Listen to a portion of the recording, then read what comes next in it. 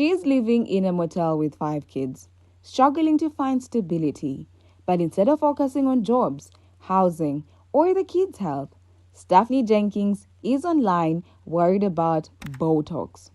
I am not joking. Every time we think this story has hit its lowest point, Stephanie manages to dig a little deeper. And if you thought things were bad before, the latest updates are flat out heartbreaking. And frankly, they raise serious questions about safety. Let's unpack what's been going on. Because this saga, it's getting worse by the day. Stephanie Jenkins, aka Resilient Jenkins, is a TikTok mom of 5. She lives in a cramped motel room and films her kids for content. Her partner, Drew, has a messy track record: cheating scandals, financial issues, and co-parenting drama. Stephanie's parenting has been criticized for being chaotic, unfiltered, and sometimes dangerous. Viewers have raised concerns about hygiene, nutrition, education, and emotional well-being. CBS has reportedly involved at some point, and co-parents like Alita and Desiree have voiced strong concerns. Here's the problem: weird packing.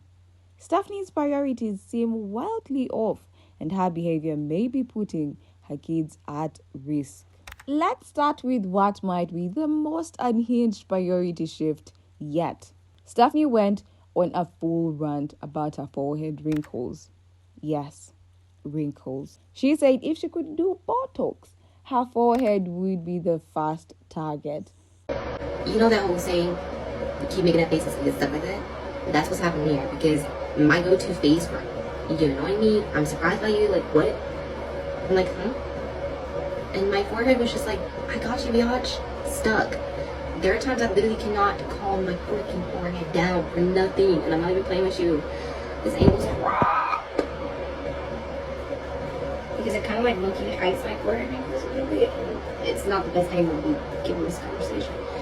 I'm telling you, it just, for everything, I have to literally tell myself, calm the fuck down, and it just don't.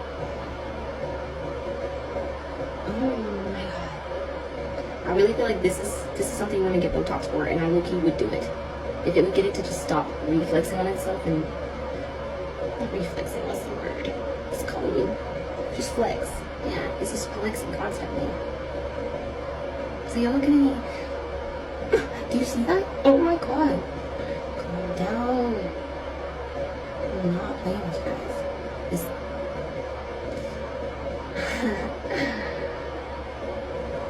what are we gonna do? She's just doing that. I'm not. When I first started having like a year or so ago, Drew was like, babe, calm your forehead down. Like, what are you doing? And I'm like, what are you even talking about? And look, self-care is valid. But when you're a mom of 5 in a motel with no full-time job, no long-term housing plan, and no consistent income, Botox should not be the headline. Instead of thinking about school, therapy, safety, or employment, she's hyper-focused on aesthetics. And the internet took note. Many are now openly questioning if substance use is a factor. Because honestly, who thinks like this while juggling 5 kids and living day to day? Moving on to another wild moment. Stephanie is still obsessing over Drew like he's some rare prize. She posted screenshots from alleged girls DMing Drew, acting like there is a nationwide manhunt for him. And that's exactly what Drew and I are going through at this point. I'm not going to leave him, and I don't owe anybody explanations to that. It's between him and I. Y'all are here to watch our journey, not decide our journey. Try to fucking remember that. I mean, like, seriously fucking remember that. Remember y'all's place. Drew and I have not had one date since we got together. We have not been kid-free since the day we got together.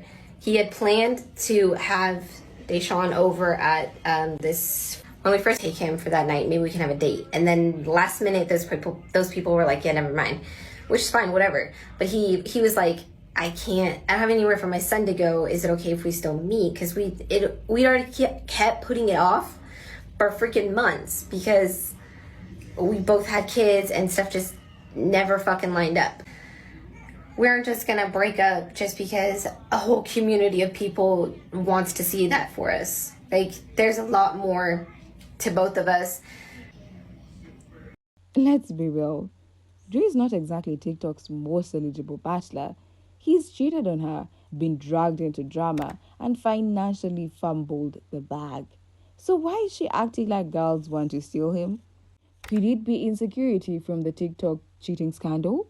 Maybe. But the bigger issue is this. Why is she so focused on Drew's DMs instead of her own children's crisis? She's got custody challenges, financial instability, and 5 young kids depending on her. Drew's not a toddler. Her actual toddlers need her. Here's where the contradictions go full circle. Stephanie has started posting updates about her kids' doctor's visits. Suddenly, she's taking us on every appointment journey. She even talked about a 2-hour phone call with a pediatrician. Why does this matter? Because just months ago, she said she doesn't believe in modern medicine. She preferred herbal remedies and dismissed concerns about her daughter's crossed eyes. But respectfully, it's none of your business what's going on with my kids and their medical stuff. I really don't get why everybody keeps prying at that, okay? I am well aware that my 7-month-old's eye crosses, and she will get the medical treatment she needs for that. Will all of you guys be updated on that? No, because it's none of your business. Now, after public backlash, she is rushing to show she's got it under control. But viewers noticed the flip. She once said she couldn't post about medical care because of HIPAA laws. Now, she's broadcasting every appointment. Feels like damage control. If she had truly been handling their care all along, she wouldn't need to prove it. And the leaders claim that the kids hadn't seen a doctor since 2021 suddenly doesn't seem so far-fetched. Let's talk food. Stephanie made another cooking video, but this time it wasn't cooking. It was reheating leftovers. The meal? Sri Lankan food Drew brought home from gig work. Except that food had been sitting in the fridge for almost a week. The kids clearly didn't want it. They picked hot dogs and pizza instead. And honestly, no one blamed them. Alright, so for dinner, we're just gonna do leftovers tonight. We have some of the... Alright, so I put the Sri Lankan food in the freezer so we can use it when we're ready. I just popped one of those in the pot. We have leftover meatloaf meatballs from last night and some rice, and then I'm gonna warm up the rest of the hot dogs that we have because we have like 5 or 6 left, I think. Hot dogs? Can I have a hot dog? Sure. I'm just gonna warm up all of the leftovers and you guys can pick what you want from it, okay? Yes. And then right after dinner, the hot water should be back, so we're gonna start the shower.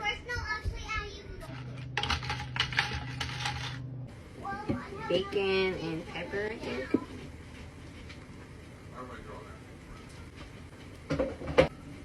If I don't like the pizza, if Jake wants it, can I have a hot dog instead? Deal. Thanks. Yo, calm down. Stop burning the rice. I'm gonna give one to you, and I'm just roll the label down.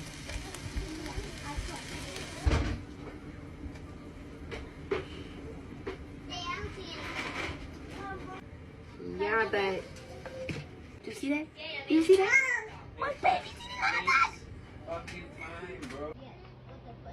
The leftover situation felt unhygienic, especially with the poor ventilation of the motel room. The air is stale, the room is tiny, and now we've got a buffet of old smells lingering. Stephanie's defense? She hates wasting food. Sure, but at what cost? This is the moment where things get dark. Deshawn's treatment. We've seen bits of this before, but in the latest video, it became glaring.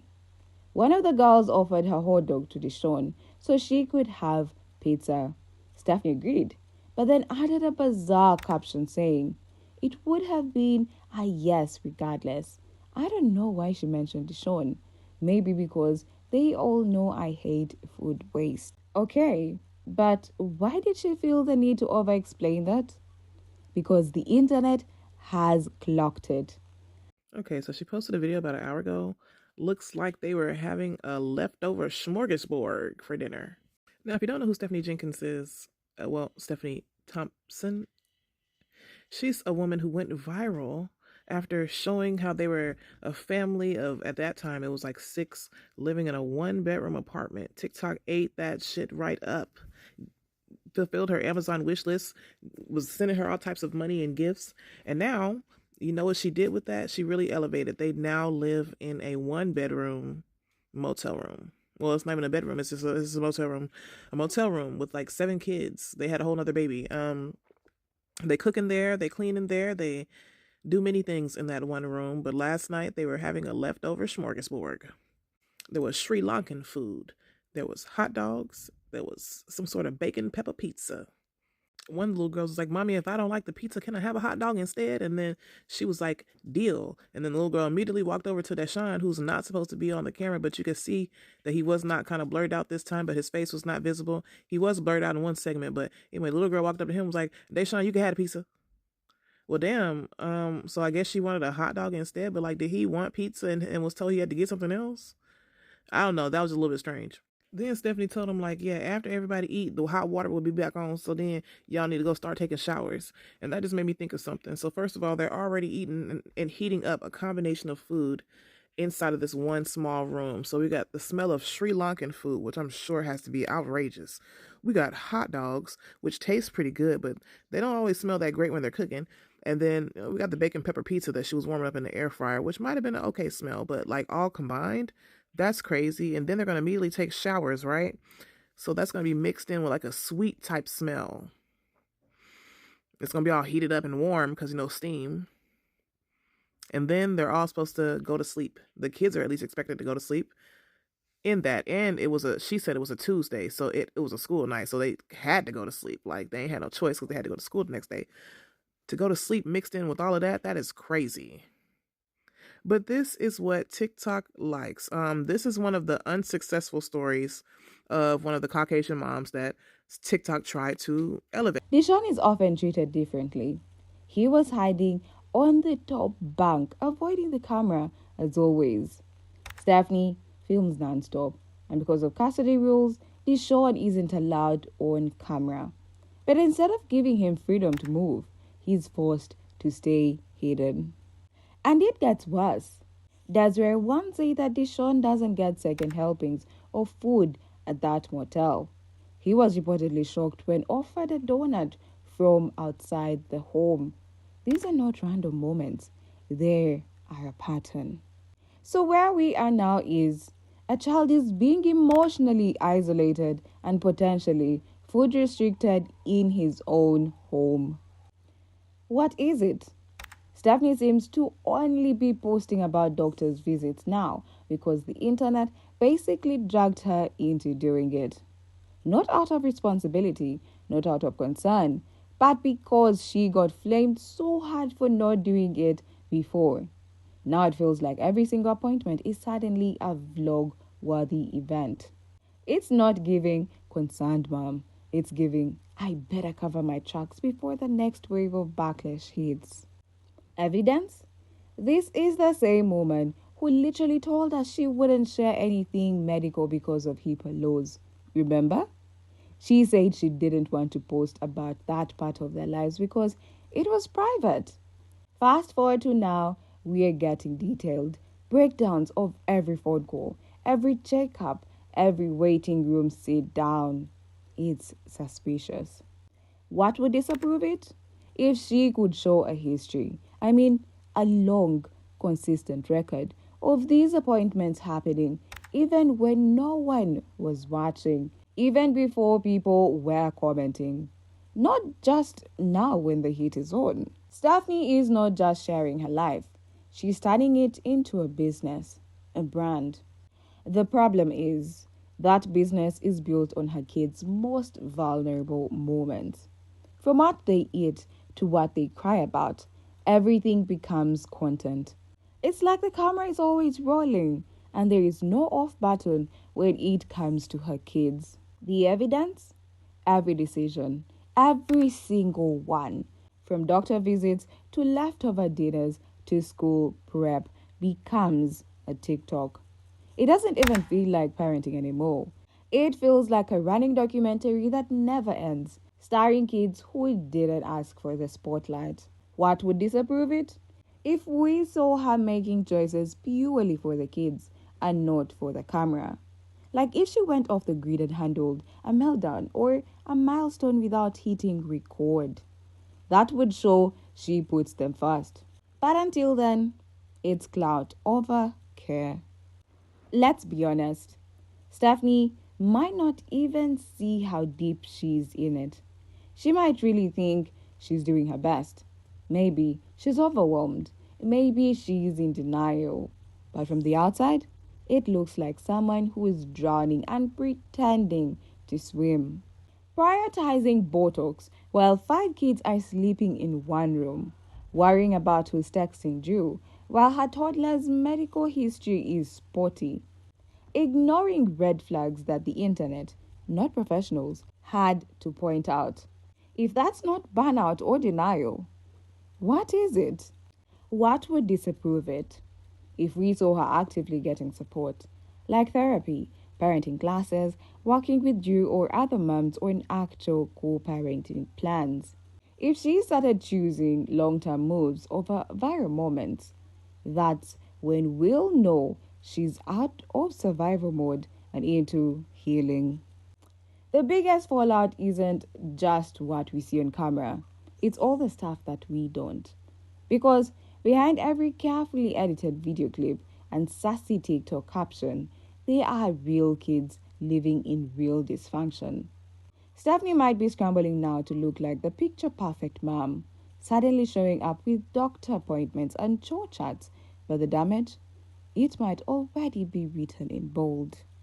Deshawn, sweet Deshawn, is still being hidden away, not just from TikTok, but from normalcy, from the freedom to be a kid. It's like his presence is an inconvenience to her narrative. He is constantly shoved to the top bank, cropped out of shorts, or silenced altogether. And for what? A court order? Or content control? Meanwhile, the food situation, it's still a mess. Let's not pretend a leftover buffet that smells like a 6-day-old curry and pizza grease is gourmet. We've seen the videos, we've seen the kids refusing the food, and all of that's happening in the same room where they sleep, eat, and try to do schoolwork. If that's not overwhelming for a child, I don't know what is. And then there is the privacy, or should I say, the complete lack of it. These kids don't have space to breathe, let alone process. Every milestone, every meltdown, every meal is broadcast. And for what? Views? Sympathy? A few dollars from a viral clip? What's next? Probably more content, more pushback, more sad little captions trying to convince us she's got it all handled. But unless something really changes, something real and offline, this pattern will repeat. And those kids, they will keep living the consequences while the internet debates the headlines. Let's just hope someone steps in, not for drama, but for Deshawn, for his siblings, for the ones who can't advocate for themselves. My verdict: Stephanie is not improving, she's adapting. She's shifting just enough to silence critiques, not to actually help her kids. The priorities are still off, the content is still chaotic, and Deshawn's treatment is still heartbreaking. What do you think? Is this just burnout or something deeper? Drop your take in the comments. Like and subscribe if you want the follow-ups.